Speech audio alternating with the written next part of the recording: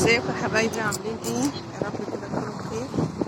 انا النهارده جايه اتكلم معاكم في مشكله من ساعه ما قريتها وانا متضايقه جدا بصراحه، عايزاكم تشاركوني الراي فيها وتقولي كده رايكم في التعليقات. المشكله ان في واحد بيقول ان هو كان متجوز ومخلف ومراته اتوفت وسابت له ولد قاعد يربيه لحد ما وصل 9 سنين.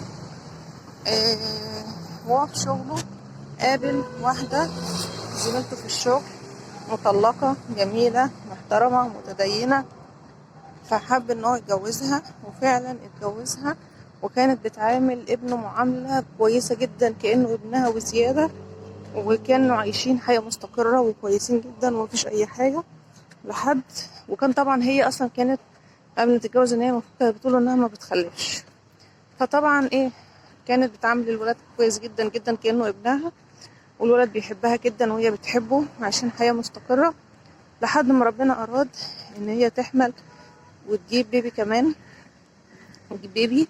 فطبعا من أول ما بدأت إنها تحمل، من أول ما حملت وهي محاملتها اتغيرت مع الولد 360 درجة، بقت بتعامله بأسوأ، بتعامله وحش جدا، ما بتحبوش، وعمالة تتخانق مع جوزها وتقول له اللي انت لازم تمشيه من البيت، توديه عند اي حد يربيه وتمشيه من البيت قبل ما اخلف. انا مجهودي وطاقتي كلها انا مش هوفرها غير لبنتي اللي لسه هتيجي، انا ما عنديش استعداد اربي ابن حد. وبتعامل الولد معامله وحشه وبتخانق معاه وعامله مشاكل كتير جدا.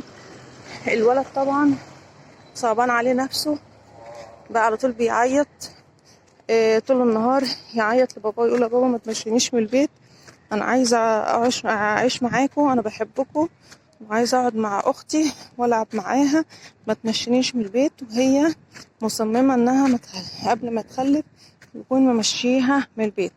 طبعا الراجل انا مستغربه رد فعله، ان هو قاعد بيحكي المشكله وعايز حد يدله على ان هو يعمل ايه.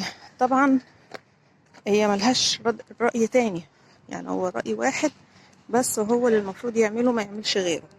ايه هو؟ وده رأيي انا، واتمنى اسمع رأيكم. رأيي ان هو يمشيها من البيت ويقول لها انا عايش لابني، عاجبها ترجع وتعيش معاه على الوضع ده اهلا وسهلا، مش عاجبها مع الف سلامة. بنتك اللي هي لسه هتيجي هتتربى مع مامتها، لكن الولد ده مين اللي هيربيه غيرك؟ مامته الله يرحمها. ثانيا انت ايه الافتراء اللي انت فيه ده؟ ايه الافتراء دي؟ انت ضامنه ان ربنا يكرمك وتخلفي؟ ما يمكن ربنا ياخد منك اللي في بطنك ده عقابا ليكي على الافتراء اللي انت بتفتريه على الطفل الصغير ده. ليه بتعملي كده؟ ليه عايزه تحرمي طفل من ابوه ومن بيته، ويقعد يتشحطط في كل بيت شويه وعند كل حد شويه، خالاته عماته جدته؟ حرام عليك يا شيخه يا اخي، ده يعني الواحد مش عارف يقول ايه. مش باصه ان انت هتاخدي ثواب، مش باصه ان انت ممكن ربنا يعاقبك عقاب شديد جدا جدا جدا بسبب اللي انت بتعملي في الولد ده. ولما تتعاقبي هتتعاقبي في اعز ما تملكي، اعز ما تملكي هيكون مين؟ طلاق اللي انت عماله من ساعه ما ربنا رزقك بيها وانت عماله تفتري على الطفل ده. طبعا انا مستنيه رايكم في التعليقات.